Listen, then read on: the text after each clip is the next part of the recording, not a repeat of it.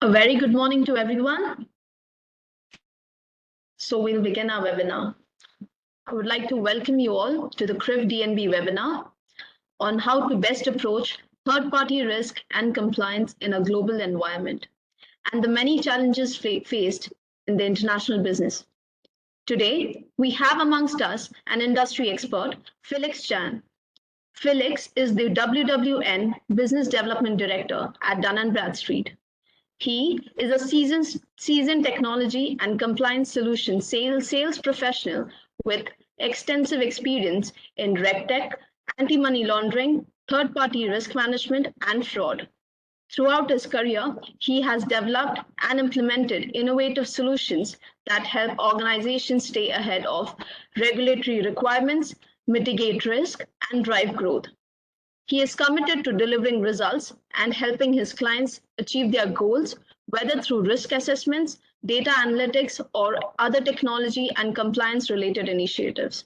He is also an FRM and CAM certified specialist. Once again, I would like to welcome you all to today's webinar. Please note that I would be recording this webinar, and hence would request you all to please keep yourself on mute. There will be a question and answer session at the end of the presentation. On that note, I would like to hand over to Felix to begin the webinar. Yeah, thank you, Krishna. Before I start, I'm not seeing the slide, so Krishna, can you? Yeah, right now that's better. So once again, thank you everyone for your time to join this webinar today. And as mentioned, I'm the Business Development Director at Dun Bradstreet. I'm based in Hong Kong. Focus more on the third-party risk, compliance, and ESG domains in the Dun Bradstreet worldwide network markets. So next slide, please. Right. Before I start, for those who are not familiar with Dun Bradstreet, we are a company that has been helping business for over 180 years. Sorry, Krishna, can you go to the next slide? Yeah, we are the largest and most comprehensive database of business information in the world, covering more than 500 million companies across more than 200 countries, right? And one of our unique advantage is our worldwide network, which is the global alliance of leading business information providers that share our visions and values. We're very glad that CRIF D&B is one of our worldwide network alliance, and that offer the value of the local expertise in helping us to source global data. Worldwide network is what allows our data cloud to deliver the breadth of verified global informations today. It's important to note that all the data we gather from our worldwide network is standardized so that all fields that you get or our client get mean the same thing regardless of source. And once we get data from our partners, it actually undergoes the same data governance as data we collect ourselves directly. So this unique approach of partnering to gain the local presence and expertise in different countries around the world is the only way to ensure the complete, timely and accurate collection of commercial information.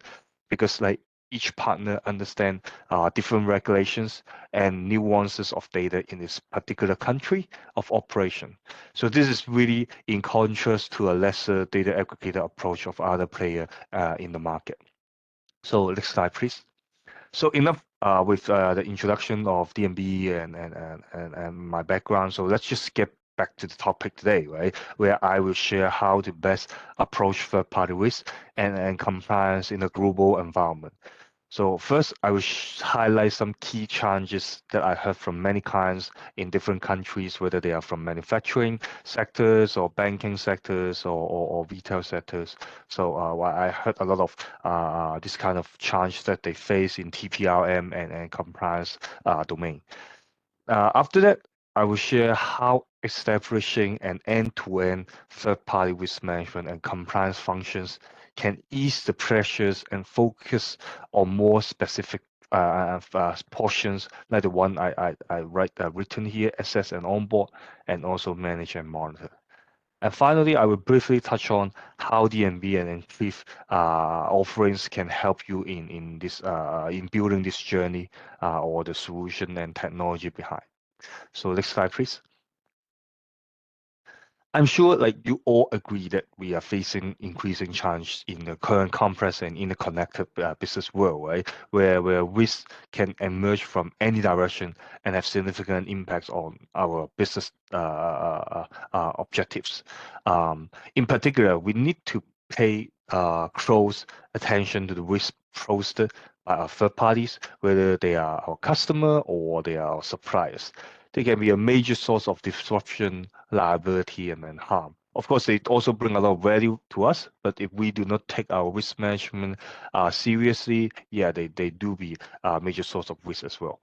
So one challenge that we see making third-party risk management even more difficult is company having siloed risk management structure, right? They don't have a consistent and coordinated approach to third-party risk management, which leads to fragmentation, duplications, conflict, gaps, and inefficiencies in their operations, data structure, etc. So, for example, different functions may have different criteria, methods, or tools for assessing, monitoring, or mitigating third-party risks, or they may not share information or collaborate with each other effectively. So this challenge usually actually lead to the second one shown on the slide, where companies lack a single source of truth for their customer and third-party data, which means it's difficult to identify, track, and manage third-party relationships. So for example, all these data may be stored in different system or database, or they may be incomplete, inaccurate, or outdated. It will be very difficult for them to access or to verify whether those data are actually correct or up to date. And finally, besides function and data, reliance on manual process or outdated workflow and system will limit the visibility, transparency, like the accuracy and speed of third-party risk management. So many processes are also very easy, subject to human error or bias, or they may not capture all the relevant data or risks. Right? Legacy software, on the other hand, may not be compatible with new technologies or standard. For example, they cannot support advanced analytics or automations, which in today competitive business world, if you are not employing this kind of technology, you are lagging behind your competitor for sure. Next slide, please. Yeah. Besides those three long existing like major, I would say it's probably the internal challenges. Our clients also tell us, like, and for us, like D&B ourselves also experienced. We think that the disruption going on in the world today is increasing. The complexity is increasing, and we have to deal with on a daily basis. Right? Like for example, the fraud, like the type of fraud is changing, making combating it even more difficult. And then you have new privacy rules, cybersecurity, ESG, health, this kind of regulations all coming up brings new concerns and challenges to the team. And every business is facing a certain type of digital transformation, like I said earlier, advanced analytics, automations, even modern workplace, etc. So for supply chain specialists, like the supply chains are being disrupted on a daily basis and probably will continue to be with ever-changing sanctions, embargoes, and tariff, like the global event that happened currently, the war, COVID-19 previously, and then the China-US trade war, etc. Like all these things are really like happening on a day-to-day basis. So we are really, as a compliance and risk management professionals, we're really trying to thrive, to grow and protect our business against a very difficult backdrop, right? So next slide, please. So one thing we believe for sure in D&B and actually a lot of data and technology firm is that in order to improve your chances of being able to both grow and manage through disruption, like it's really essential that you have a deep and trusted insight on your critical business relationship, your like your customer, suppliers, and partners. This insight can help you derive the right answers about whether or not and how to engage with these business partners. However, like I said earlier, in a world of disruption, it's really hard. It's harder than ever to have data and insight about those relationships that you can trust, right? So that is why establishing an end-to-end functions internally, usually together with the help of some external provider, is necessary. Next slide, please. So here I share a little bit more because establishing an end-to-end functions that covers the entire life cycle of whether it's customer or suppliers relationship, from identification to termination, and to enable company to manage, assess, onboard, and monitor the third party effectively and efficiently. So I'll briefly explain the key components of this part, and then later on we will share more around that. So first part is to assess the risk, right? Usually in this stage, you will need to collect and analyze relevant data to gain a complete picture of the third-party financial, operational, cybersecurity, legal, regulatory, and so many different types of risks, right? There are so many risk domains that as a risk management professional, you need to take care of. And this also means like using those compliance data to help you speed up the due diligence process, maybe even with beneficial ownership data and other KYC and KYB data. So where this, of course, will be covered later on.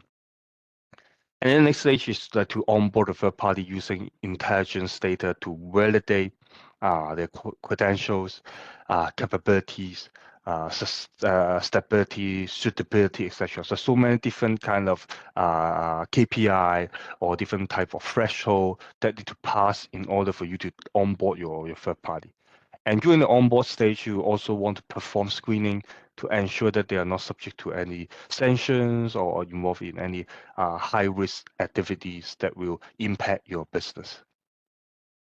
And then once they have become, sorry, still the previous slide, please. So yeah, once they have become your customer or like official customer or supplier, then what you need to do is to manage them by creating and maintaining comprehensive and accurate profiles, including the contact information, risk rating, the compliance status, like KPI, etc. Right? Different data you need to manage and make sure that is up to date, which will also help you to automate and streamline the workflow for approval, renewal, changes, and termination, etc. And the final pieces is the monitoring, where you need to keep track and evaluate the performance and risk level on an ongoing basis by setting up like customizable alert of any changes or event, and create and share report and dashboard to provide insight within the company, so that all these third-party risk management and compliance data can be accessible by relevant teams. Right? So next slide, please. So yeah, now I will start to focus more on the access and onboarding stage. So next slide. During this stage, a lot of data collections, analysis, and verification and screening are involved, right? Like I said earlier, which can pose significant challenge to the compliance, supply, and risk team. First of all, we need to identify, measure, and mitigate the various type of risks that a third party may pose to our organization, and also balance the risk level we are willing to accept with the level of assurance that we need to obtain from the third party. And screening, like I said earlier, is necessary in these stages because we need to minimize the time, while we need to minimize time, effort, and resources required to screen them against the sanction list, watch list, adverse media, or public records. We will need to invest to optimize those technology or process to avoid the false positive or negatives. And then we need to streamline the due diligence workflow to reduce the manual tasks, because we need to reduce those manual tasks, which in turn will reduce the human errors or any other bottleneck, so that you can connect with and outreaching to your third party to make sure that they adherence to our values, and you engage like the third party do not engage in any illegal or unethical activities. So these all require significant commitment and investment.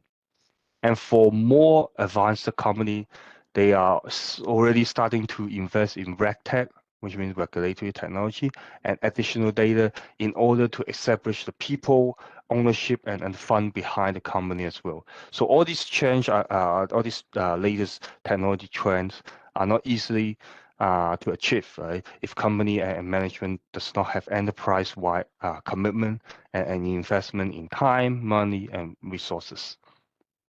So next slide, please. So besides management endorsement and culture, from D&B perspective, we think that data and technology are definitely the key to help address those challenges. Because in a world of data proliferation, where we have access to more information than ever before, but also face complexity and uncertainty, having the ability to collect, analyze, verify, and utilize those data effectively and efficiently for the TPLM and compliance purpose are key to business success, right? Because data mastery also means that the company has the confidence and trust in the data and being able to make informed and timely decisions based on insights and intelligence. So next slide, please. So exactly how do the company or the team, how do you guys or should you incorporate data and analytics in your customer or supplier lifecycle management process? First, during the sourcing stage, right? The first part, the green part, whether you need the suppliers or new project or you are attracting new customer through marketing campaign, you need to identify and select potential third party and customer that meet the business requirement and expectation, right? Data and analytics here can help you source, then compare and evaluate them based on various criteria. After you have identified a few suitable candidates, you will need to utilize data and analytics to help conduct a comprehensive and in-depth investigation, including the identity, like whether the company is legitimate, need to investigate the ownership, whether the people behind the company are like clean or is actually a sanction or not. Then also you need to do background compliance and risk level checking in order to make sure they pass your company risk tolerance, to make sure that they adherence to your company policy. And then once they have become your official customer and suppliers, this is where you need to monitor and evaluate their risk level and compliance on an ongoing basis. Data analytics here can help you track, measure, and notify any changes and events that may impact the stability or reliability of the third party. And if things go south, right? If the performance starting to go bad or go worse, or if the client is suddenly being sanctioned, then offboarding them with a clear and transparent communication and keeping the documentation for future reference or audit purposes are also what data analytics can help you so that you can improve the future iteration of this life cycle management. So next step, next slide, please. So now I would like to deep dive into an example where you will understand why data and analytics are important in the life cycle management process, right? Here we will explore one major challenges in the compliance or third-party risk management due diligence process, where we would like to verify the beneficial ownership of an entity or the person behind the company, right? Because very often when we want to check the details of a company, we will go to the official company register where the company where the information is kind of endorsed by the government and is usually publicly available. And then sometimes it may give enough data for you to do the due diligence, but to be honest, most of the time, right, it is not enough. Like for example, here you can see this company called Bestseller Retail France has this person in the red square. Maybe it's a little bit small, or you can see in the green circle. The name is called Henders with an H, Henders Hodge Povesen, as the beneficial owners from the French register. Next slide, please. So, however, if you like use next slide, please. So however here, if you employ a multi-source view, what we call multi-source view is that you extend the data source to more than just one official registry, because bestseller France properly only is registered in France, but then throughout the ownership linkage, you find out that okay, the ownership is actually extended to the Danish registry.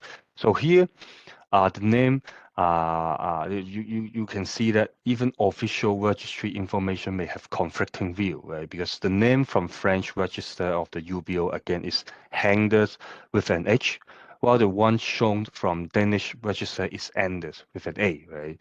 So, and if you check it online, because usually at the end of the day, if there's any conflicting view, we always go back to Google, right? So by that sense, right, you can also see that Wikipedia or Google also show that it's Anders. So therefore, the data in French register, like I'm not saying that it must be wrong, right? But maybe it's caused by a translation or transliteration issues, or yeah, it probably may be an human error. So this gives an evidence that sometimes having data from multiple sources for cross-checking and referencing are really important to make sure that your team have a good data quality that they can rely on.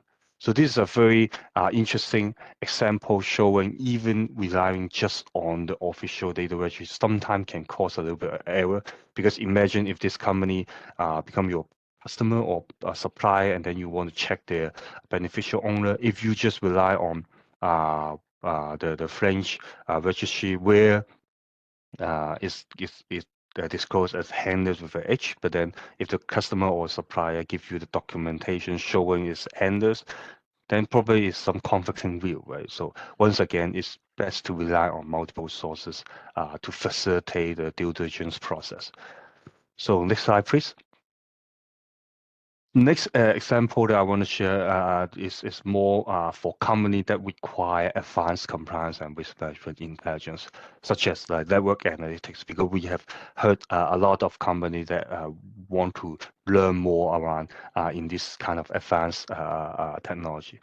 So traditionally, we use a business-centric data collection and management approach. We think that that is not enough anymore, because nowadays, company would like to start looking at how an individual behind its customer or supplier's portfolio may impact their business. Like you see here, there are a lot of different registries that you need to go through if you have so many individuals in your portfolio.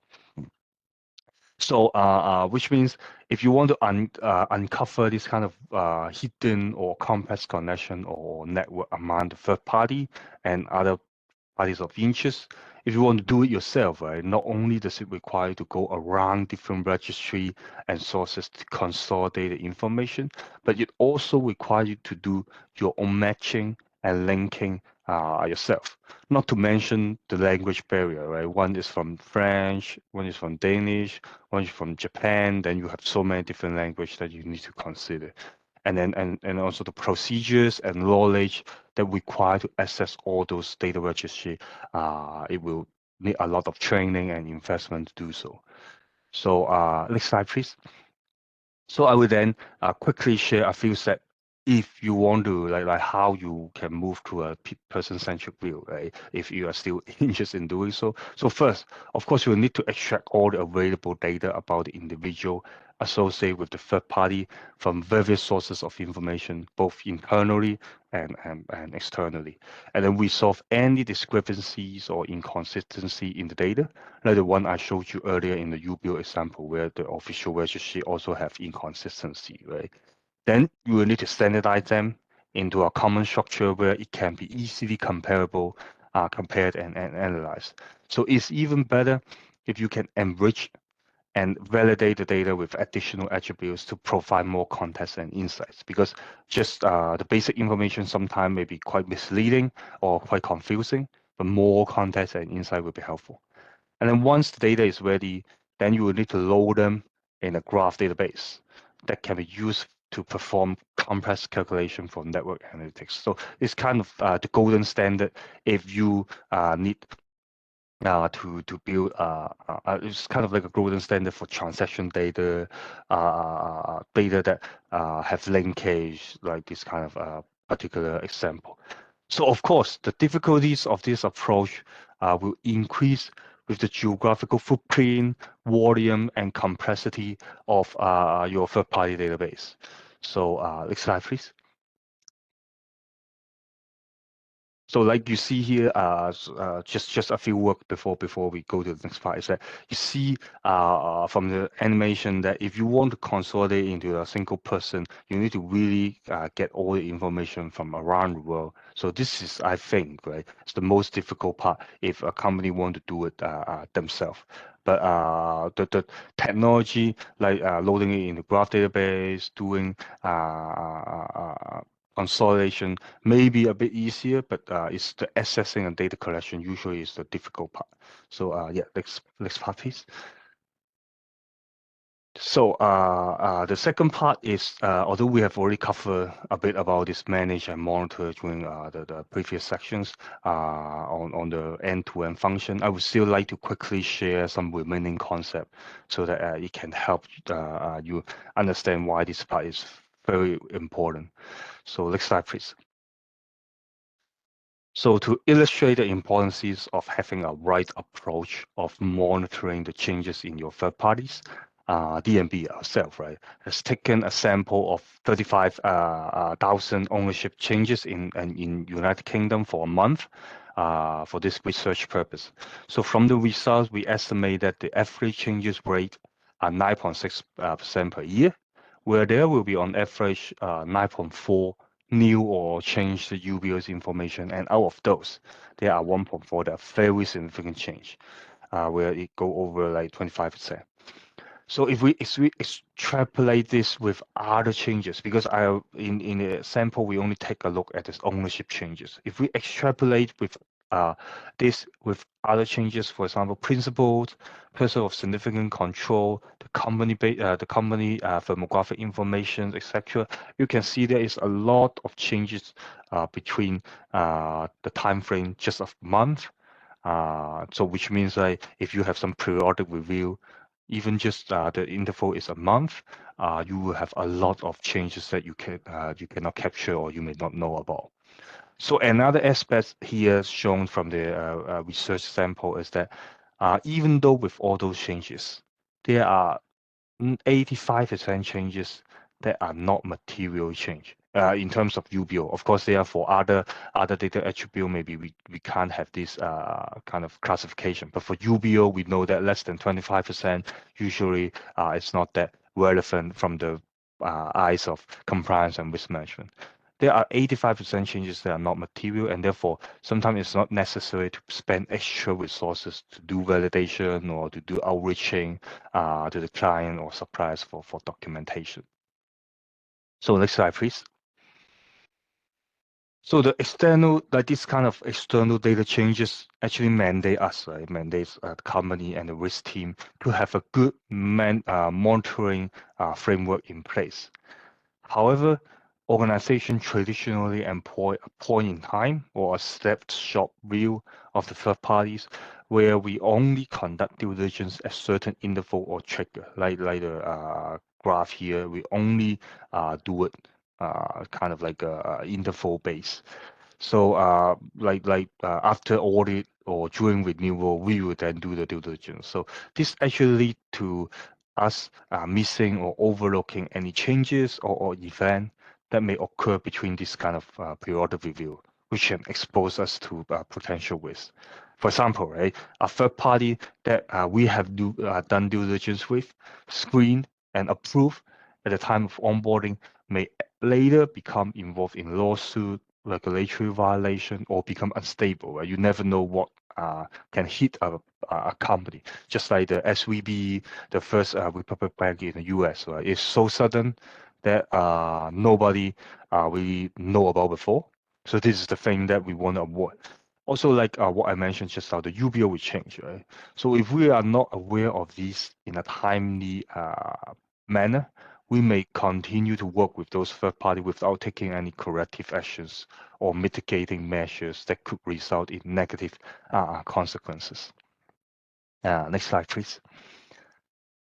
Therefore, right, we need to move from a point in time or a snapshot view to a continuous and real-time or real-time view of the third parties, or what we call the perpetual KYC or KYV approach, where the company will ultimately have the third-party information updated constantly, keeping the freshest data consistently and with the same inside the same data view, and the data can drive the due diligence decisions to accept or reject or put mitigation in place.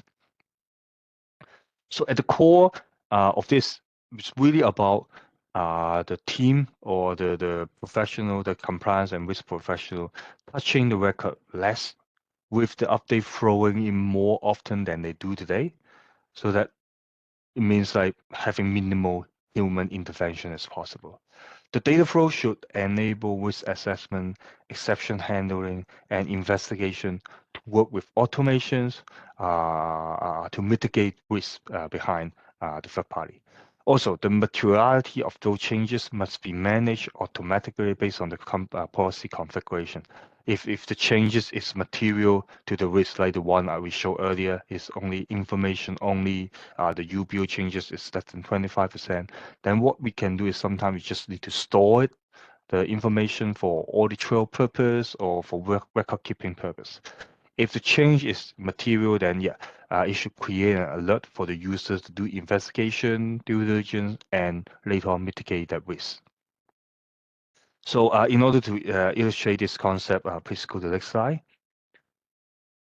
So let's continue it with the sample of UBO, right? Because without perpetual KYC or KYB, you will need to spend money, many efforts collecting data either through registry or outreaching to the clients, right? It's very inefficient and actually may impact your relationship with the third party, because there's a lot of feedback from the clients of our clients saying that we don't like, let's say the bank, right? We don't like the bank constantly asking us for updating the information, right? Because it's very time consuming to do so. There's so many forms to fill in.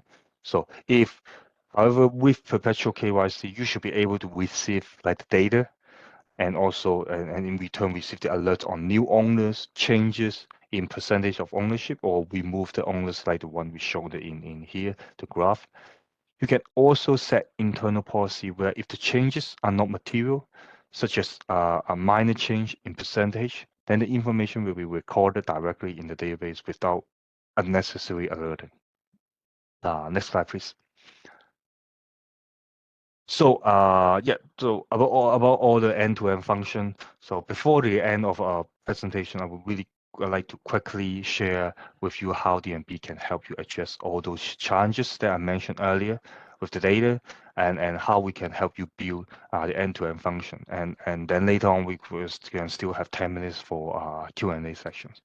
So our Dun Bradstreet third-party risk and compliance solution, we leverage our best-in-class commercial data, because the core of Dun Bradstreet offer is always around commercial data and the analytic behind it, so that we can help derive informed decision for our clients throughout the life cycle of the third-party relationships. So leveraging the data cloud that we have and our master data capabilities, plus all the built-in advanced analytic, the solution can bring the visibility, smarter decisions, and more strategic decisions to improve the business performance, while, like, of course, lowering the cost and have lowering the risk as well. So next slide, please. So Dun Bradstreet Data Cloud, right, really deliver the world's most comprehensive set of business data. Again, we cover like over 500 million organizations around the globe. So it's really one of the best in the world. And we continuously looking for other changes to data in the data cloud and verify those changes and then make relevant updates. So we, together with our worldwide network partner like CRIF D&B, we take on the detailed and complex work of global data sourcing and verification, as well as the change management, so that you don't have to do so. You can just simply leverage our work to address your own business needs. Just like the example we showed earlier, if you want to build your own ownership structure and the people-centric view, you need to do a lot of like data collections, matching, data cleansing process will be very painful and actually a very huge investment to do so. But we take that off from you, and then you can simply leverage our work as well.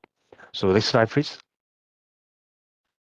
So we leverage the latest and most modern means of gathering data. Right? Besides just go to the official registry, we use crowdsourcing, social media networking, and business website to really bring a wide range of global sources together, so that we cover company large and small, public and private. We gather from tens of thousands of data source, so that you can have actionable insight based on the data that we get. Next slide, please. And another thing is we offer the deepest and richest insight into a relationship among companies. So it's called hierarchies or family tree, and we also have alternative type of relationship and analytically driven connection as well, because we have one of the largest trade program where a company will share their account payable to us, and then we have those data to build a network as well. So next slide, please. So by network, we also mean like we also identify the shareholders of different entity, and therefore we can give insights on beneficial ownership and historical ownership as well. And next slide, please. So based on all those data that I just mentioned, like demographic information, the hierarchy, family tree, and also some trade data that we collect for over 180 years, we have applied advanced analytics to create risk score, rating, and ranking to help our clients to assess to financial health and stability of their third parties. Because nowadays, analytics and machine learning are really you can say it's buzzword, but to be honest, it's really necessary for you to thrive in your business development and also to manage the risk that other entity will have on your business. So for companies that are still on the journey of building their own advanced analytic capability, we are here to help them to leverage our work first, so that they can slowly integrate their internal scorecard or the internal analytic model together with our own external view to be a more comprehensive assessment, risk assessment to their third party. So that's the way why we think advanced analytics is also core in our offering that a lot of clients really like. So next slide. So the final pieces is really to share our latest application where you can access all those data and information necessary for third-party risk management, for compliance, that data that I've mentioned. The solution is called Risk Analytic. And besides the data, right, it also contains a lot of numerous enterprise-grade features and workflows. And you can choose to collect those. Like, of course, if you are more advanced, if your technology team have more capability and resources, you can always choose to collect those data through API or batch to integrate with your own solution or software. But then for us, right, we also have the this web application channel, so that some company, if they want to have a faster deployment process, or if they want to use for a smaller use case, then they can still utilize this with the enterprise grade feature and workflow that we have built for them. So this is pretty much the end of my sharing. So I would like to open the floor for any Q&A from all the attendees. So really thank you for your time today. I want to have a more interactive discussion right now, so I limit the sharing to roughly 45 minutes. So see if you guys have any questions. Feel free to, if you don't want to unmute yourself, you can still input it through chat or yeah. You can please raise your hand in case at the side of the button next to your name. if you have any further questions.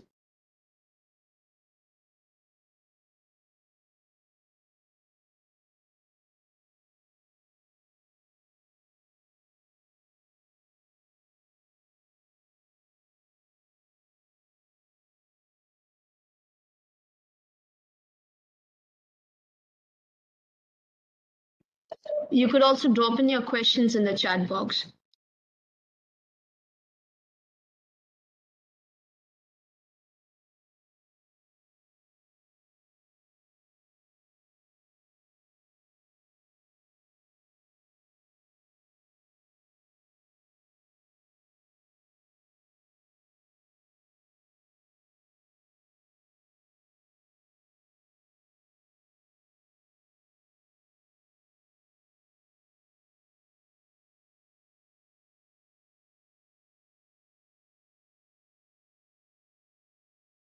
Yeah, I guess it's quite a lot to digest.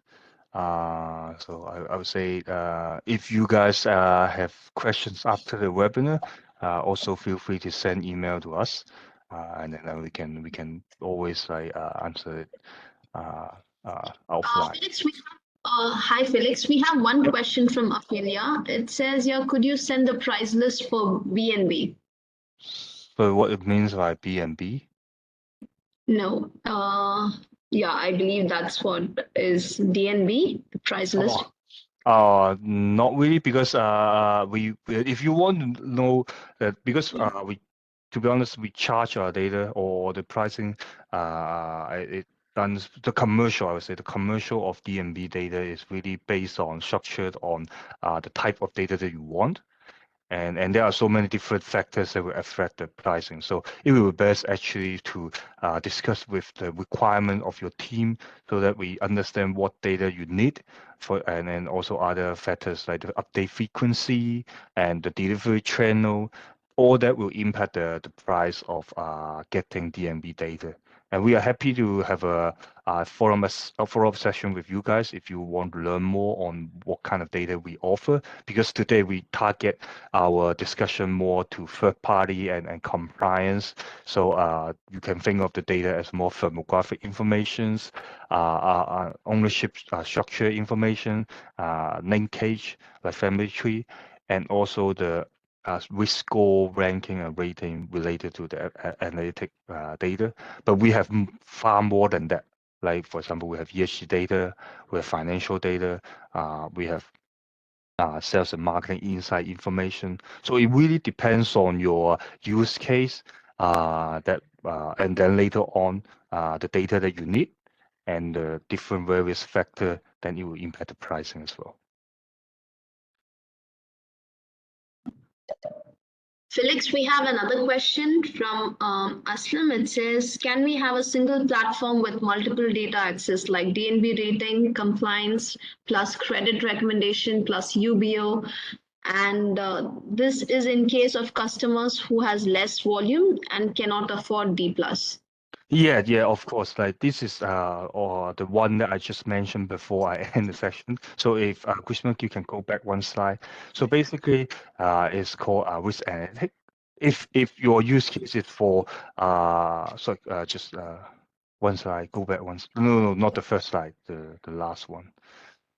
So the application is the called risk analytic, that is more target for risk and compliance use case. You can access a lot of data in this platform, like the firmographic information, risk scores and rating, ESG data, UBO data, family structure data, etc. Is all included in these applications. So if your use case is more related to third party and compliance objective, then yes, this application is the best for a smaller and faster deployment, because it's just a web application. You don't need to have extra kind of technology investment into it. But if you have other use case, right, if you want to check the financial stability of your third party regarding on credit approval, credit assessment process, or if you are doing sales and marketing purpose using like enterprise data for sales and marketing purpose, then yeah, we have other application that is helpful for all this kind of use case. So we are happy to have again a follow-up session with you guys so that we can learn more about your requirement, while we can later on share the demo or share more information about our application to you. Well, another question that came was also, can customer only subscribe to single data elements like UBO only using platform access? It depends. Honestly speaking, different data have different, like we are trying to increase the flexibility of our platform so that people can pick and choose different data to access at the moment. But because the objective and rationale of us developing all this application, including the workflow and enterprise grade features into it, we do need certain type of data embedded already. So therefore, I would suggest if you have that kind of customized data lead, we can again have a discussion with you to understand how you want to integrate or how you want to consume the data and integrate it with your day-to-day operation to suggest you the best way to get our data.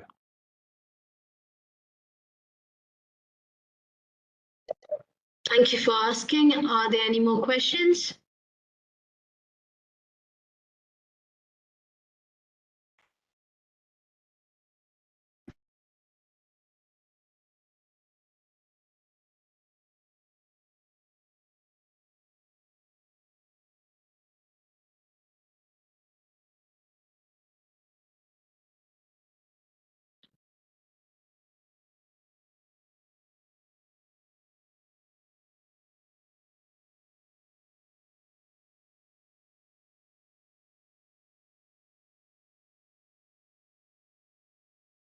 Thank you for your questions. As Felix mentioned before, you can reach out to us directly, and we will ensure that we will answer your questions. And post this webinar, we would be sharing you with the link of the webinar. The recording of the webinar would be available in the link.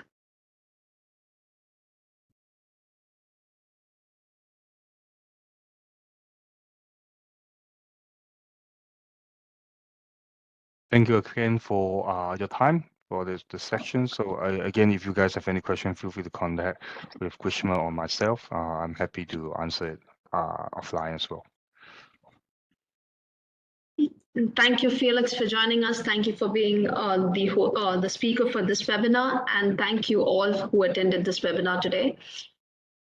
We look forward to seeing you all in the next series of our webinar. Thank you. Thank you, guys. Thank you. Thank you. Thank you. Yeah. Bye-bye. Bye, guys.